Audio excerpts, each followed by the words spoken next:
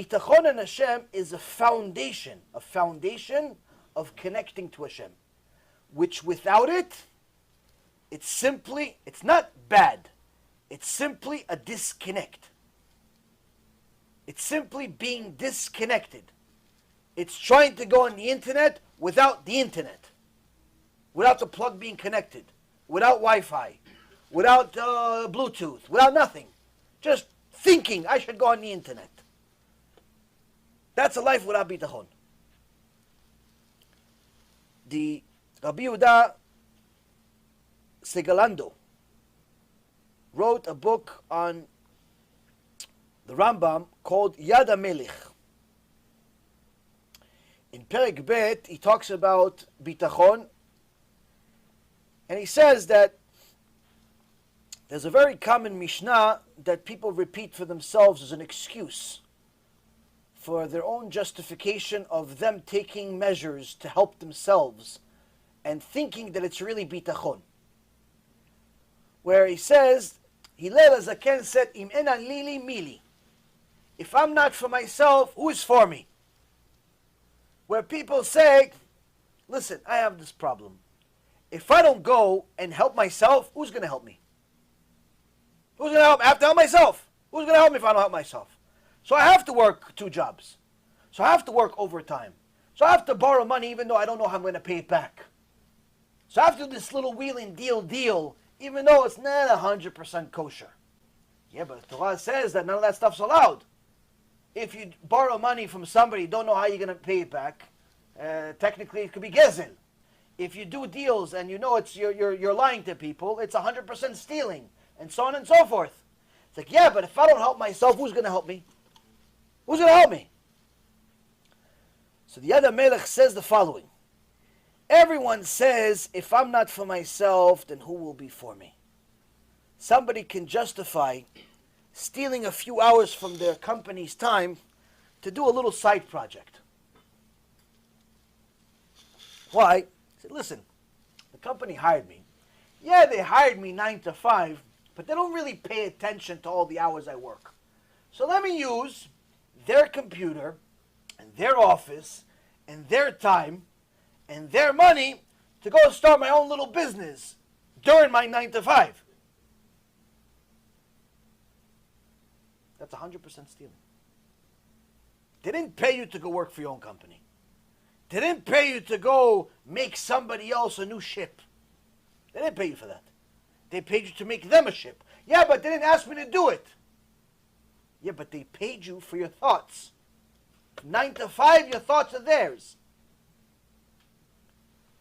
Now, a person who doesn't think about Hashem, doesn't think that Hashem is going to bring them to salvation. He thinks, wait a minute, I'm only doing this because this company doesn't pay me enough. So I'm helping myself to help Hashem to give me more parnasah. They rationalize it. In essence, it's naval birshut Torah, despicable in the name of a Torah. They rationalize a way to steal. So the other Melech says, if I'm not for myself, who will be for me? It's something that everyone says, but they forget that Hashem created the world and the creation with all of it in mind, and saw you and this event, this predicament that you're in, when He created the world. Meaning that when Hashem created the world, I always tell you, Gemara Masechet Chagas says that Hashem created the world 974 generations before He created the world. What does that mean? He saw everything that's going to happen in the world. Meaning the beginning of the world, the end of the world for Hashem, same thing. He saw the circumstance you're in. That day you couldn't pay the rent. That day you couldn't pay the mortgage. That day that your son left but he forgot his phone and you don't really know how you're going to get in touch with him because there's no other way to get in touch with him and he's on a plane now. And you don't know. And you don't this. And all the things that cause you anxiety, He saw that. And He created the world with that in mind.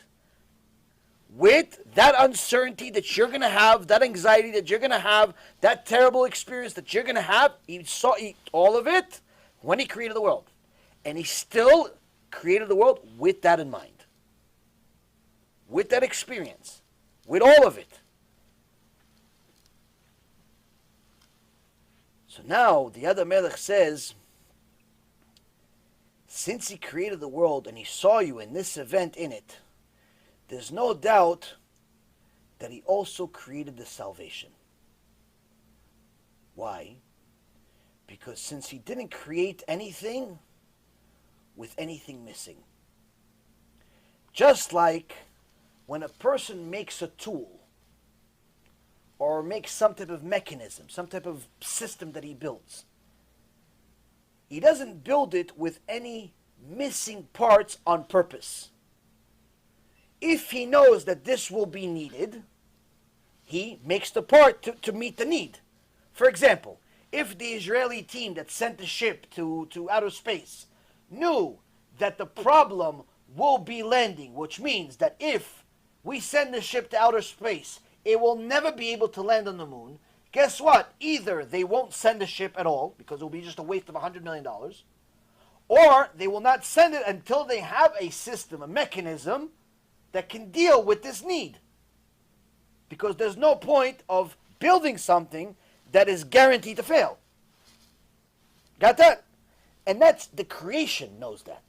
Needless to say, the creator also. If the creation knows that if I create something and I know that that something needs something, I'm not going to create it until I have the solution to the problem, obviously that means that the creator also knows that.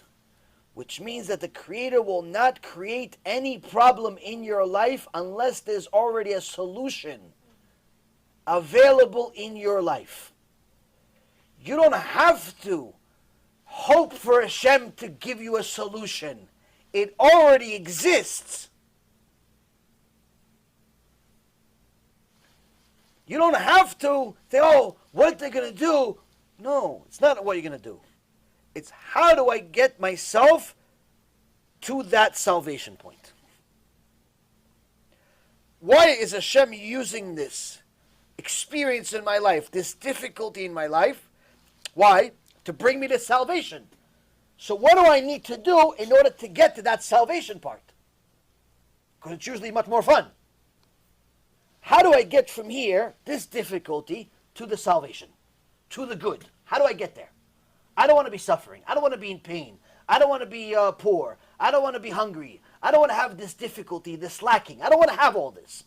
So obviously there is a solution. Obviously there is salvation around the corner. It's there. Why? Because Hashem obviously created, at the same time he created the problem, he created a solution. So with that in mind, how do I get myself to that point? Meaning, how do I get Hashem to say, he deserves salvation. She deserves the salvation. She deserves it. Why? She got the point. She got the point of the message.